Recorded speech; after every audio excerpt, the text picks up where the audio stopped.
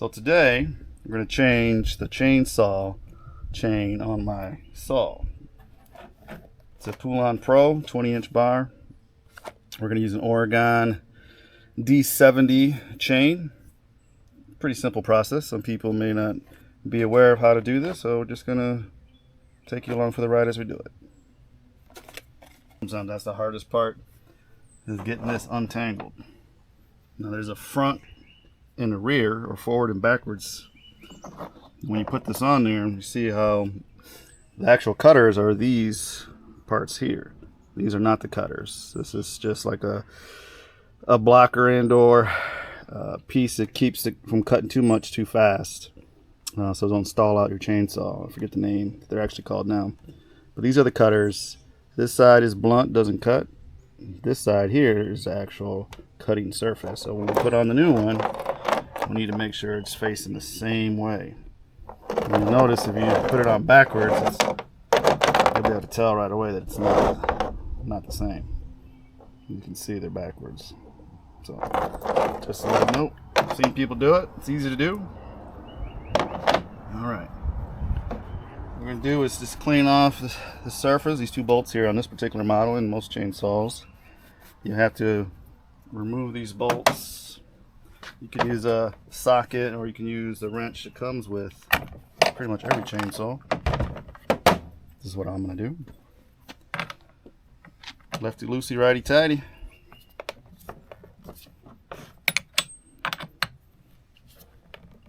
And they're usually not on too tight.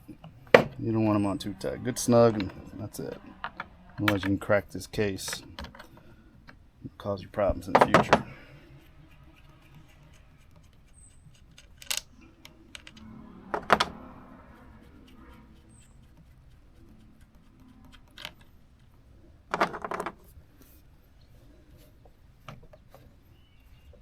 Of course, make sure your saw's off, no power, everything killed before you mess with this. You're going to want to release the brake clutch in here that keeps the chain from rotating, so that you can get this off. And just a little bit of wiggling. Normally we'll do just that.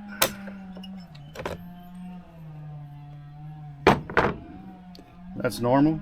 It's just a bunch of wood chip dust, sawdust. It gets caught in there as you use it. And this is the clutch. It puts a brake on the chain so it doesn't spin, especially when it's in storage or you set it down while it's running. All you have to do is loosen the chain tension by pushing in on your blade. Over here you got two bolts and a slide in your bar. That's what tightens and loosens it. So we just push it all the way in. And then we'll be able to get a bunch of slack here to remove the chain. Usually you want to start right at the tips, the easiest. Just like that.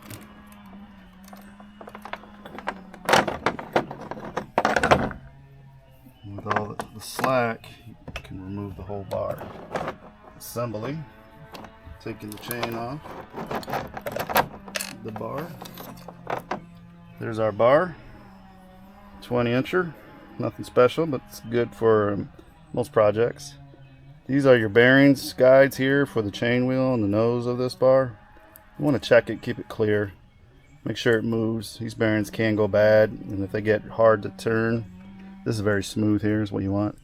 But if it gets bent or damaged, or the bearings inside here go bad, you'll want to replace the whole bar, because it just puts a lot of extra effort and work.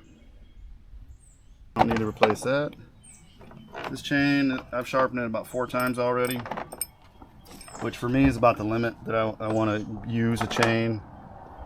What happens is the cutters just get shorter and shorter as you sharpen them. They go further and further back, get shorter, which leaves more of a gap between this.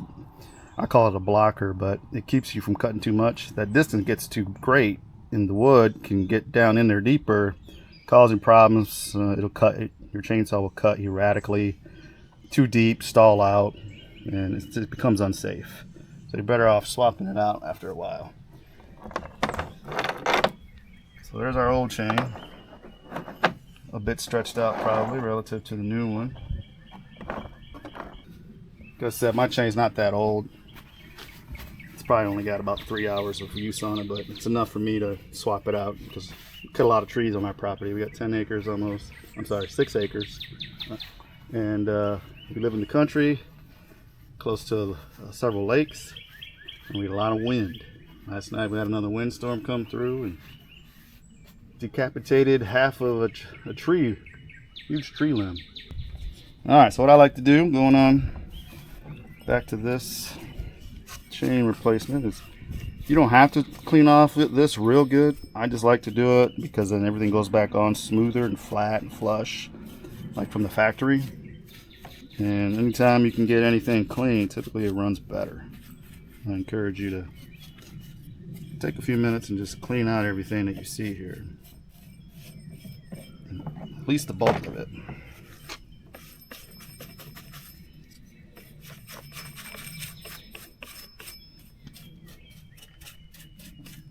Especially when I pay attention to these flat spaces here with these studs are, because that's where the bar and everything is gonna sit up against when you tighten it up. And if everything's crooked, it won't tension properly, it will cut crooked, it'll bind on you, because your bar will be crooked and you think you're cutting straight and it'll fight you. So it's best just to take a few minutes and try to get everything cleaned out. It's gonna get dirty as soon as you use it again, so not something to worry about getting spotless. But just like that, that's really good. Clean enough.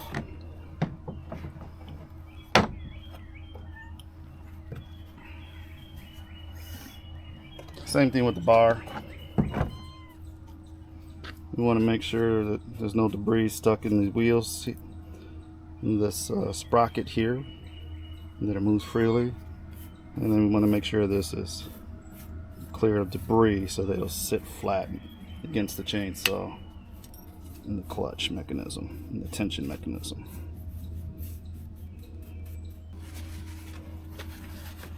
Clean off the threads so that everything screws on properly.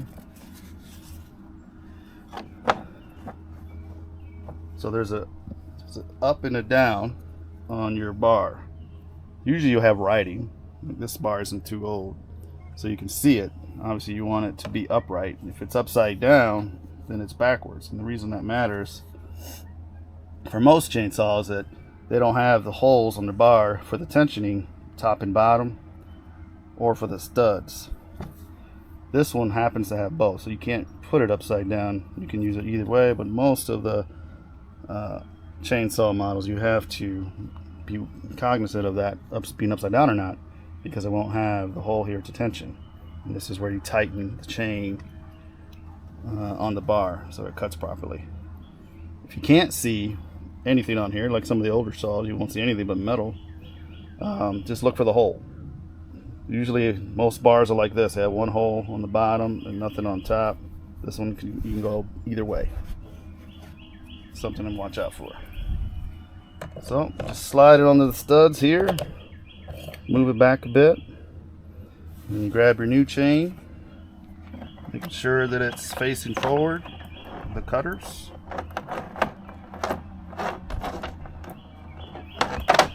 And that it's not tangled. And I like to come over here and put it around the clutch brake. And I'll just start putting it into the little grooves here of the bar.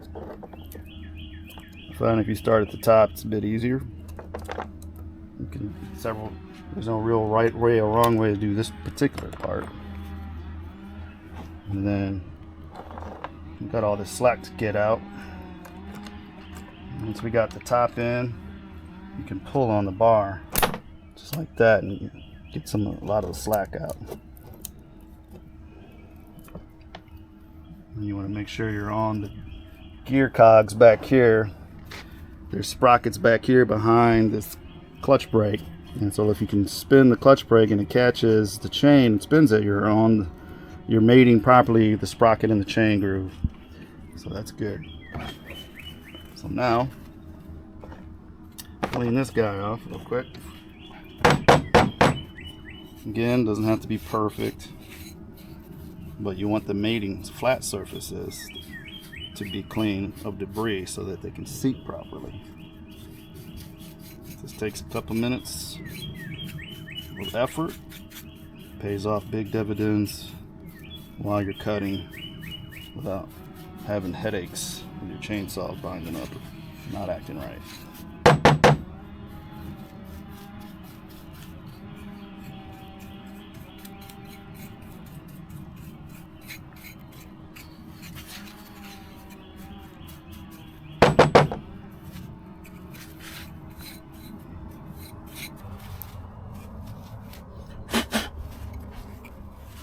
All right, that's clean enough right there.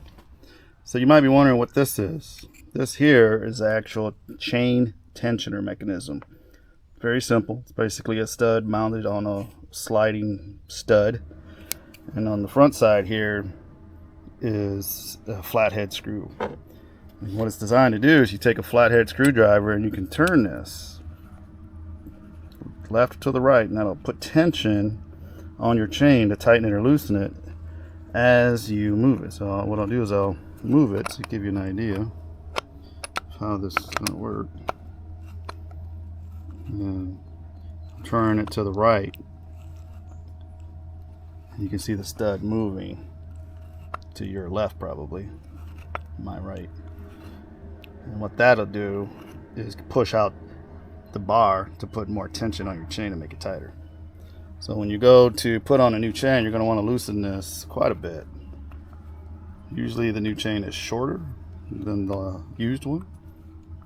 They start out in life being the same length, but with use and heat cycles they get longer, stretched. And if you don't loosen it up, that stud has to fit right in this hole. If it doesn't fit in the hole, this won't bolt up, or it'll go on crooked, and so you won't be able to put proper tension on your chain. So we loosen it up. We got this pushed out. Now we can mount everything. And as you can see, that stud up top should go right into that yellow circle around the hole in the bar. So the trick is just to get everything in there. Make sure your clutch seats, the brake handle. Turn on your side is a lot easier when you do all this. Keep tension on everything. Lift up your bar.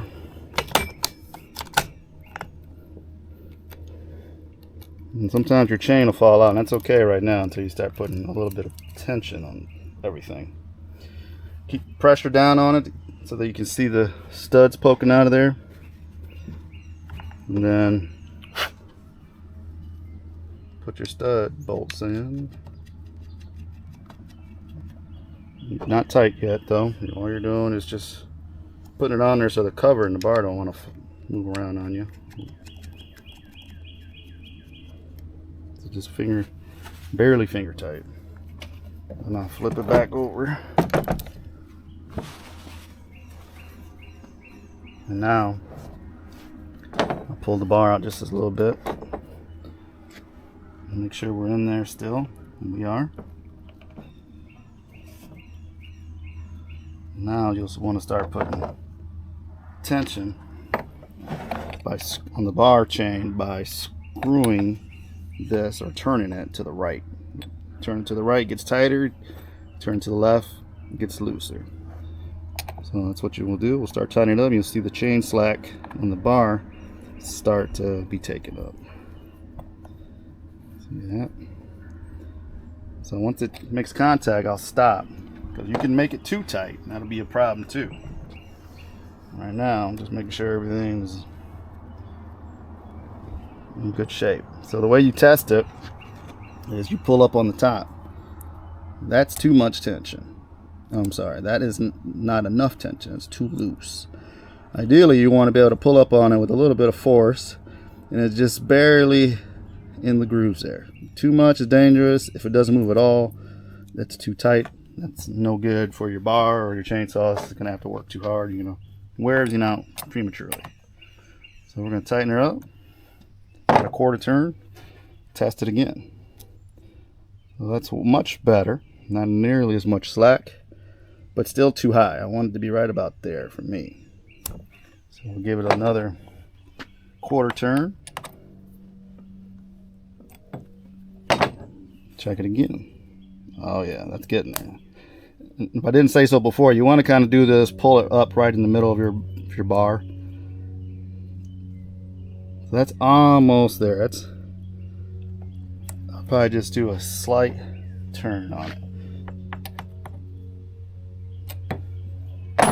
Because again, as soon as you start using it, heats up, it's going to stretch anyway.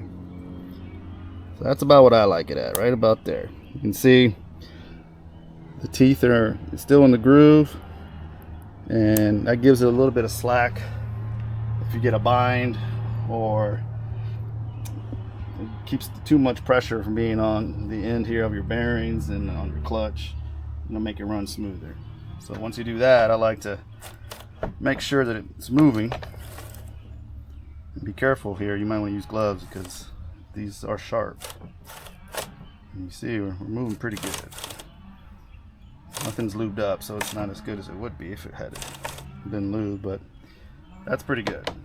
And if it's stuck and it won't move, check to see if your clutch brake is on. It's not supposed to move if this is on. So turn that off. It should move just fine, forward or backwards.